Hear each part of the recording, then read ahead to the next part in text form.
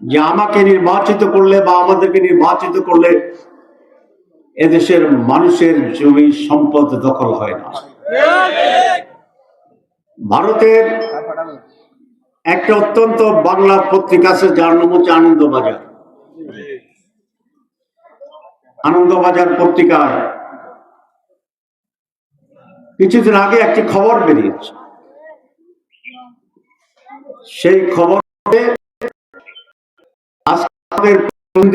যিনি প্রধান,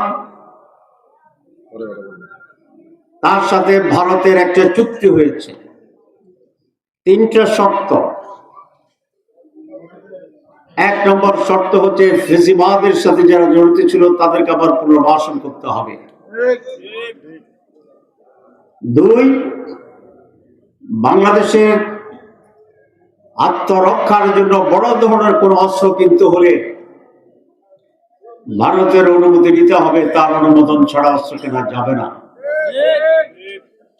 আর 3, এদেশের ইসলামপন্থী লোকদেরকে দমন করতে হবে। এই খবরের প্রতিবাদ কিন্তু সেই দলটি করে না। আমাকে সেই আনন্দবাজার পত্রিকা ভারত থেকে ইন্টারভিউ বিভিন্ন বিষয়ে সমাজে একটি যে আপনারা হিন্দুদের সম্পত্তি দখল করেছেন কিনা।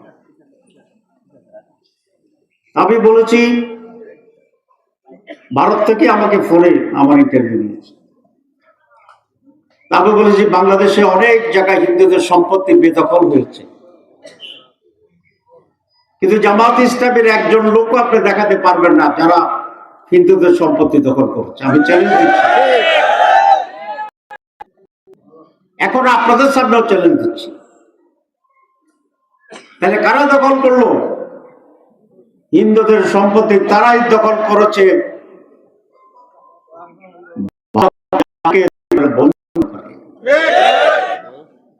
ভারত কাদেরকে বন্ধু মনে করে আপনারা জানেন? আমি তো নাম বলিনি। এই জন্য বলেছি আন্তর্জাতিক ভাবে আজকে এটা স্বীকৃত যে জামাত ইসলামীরা কারো অন্যায়ভাবে বাড়ি দখল করে না, সম্পদ দখল করে না, লুটপাট করে না।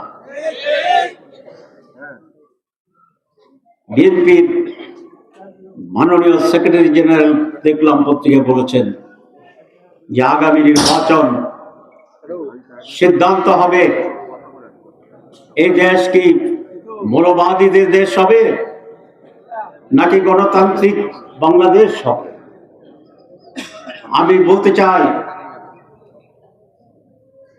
আগামী নির্বাচন সিদ্ধান্ত নেবে বাংলাদেশ কি আবার চাঁদাবাজদের দখলে যাবে, দখলদারদের দখলে যাবে, দুর্নীতিবাজদের দখলে যাবে, সন্ত্রাসীদের দখলে যাবে,